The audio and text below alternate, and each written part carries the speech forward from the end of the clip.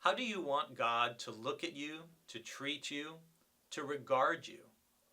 I think most of us, if we're honest, would say, well, I want God to be merciful to me because I recognize I'm not perfect, I'm flawed, I make mistakes, I mess up all the time. Well, whatever mistakes you've made in your life, one of the significant people in the Bible, David, King David, made many significant mistakes. And one of the very worst things he did was to take and assault the wife of one of his most loyal soldiers, Uriah the Hittite.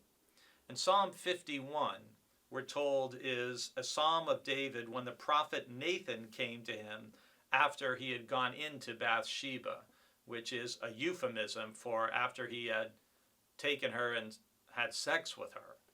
And Nathan then confronts him by telling him a story, and David recognizes the terrible sin that he's committed.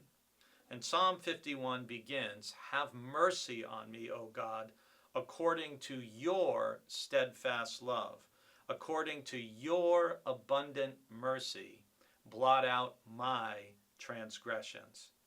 And what David models for us here is, first of all, owning even the most horrific and terrible mistakes. It doesn't get much worse than sexually assaulting a loyal commander's wife and then having him murdered to cover your sin.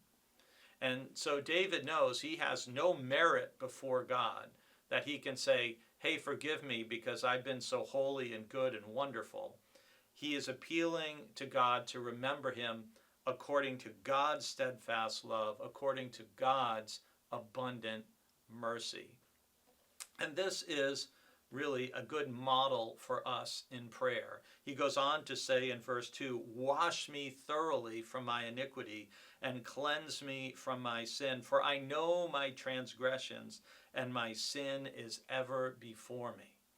And of course he wants to be washed from his iniquity because he's feeling the weight and the guilt of what he has done. And guilt is good when it leads us to repentance, which David is showing in these verses. And he acknowledges that the sin he committed against Uriah and Bathsheba is also, and even primarily, a sin against God. And so here is this appeal, begging God for mercy. I hope whatever you have done that is burdening your spirit, that it is less than what David did. And I also hope you will learn from his example that you can turn to God when you have sinned and ask God for mercy, not because you're worthy of it, not because you've earned it or deserve it, but according to God's steadfast love and mercy. And know that we have a merciful and forgiving God, as we especially experienced last week during Holy Week, when we see Jesus willing to go even to the cross for our sake.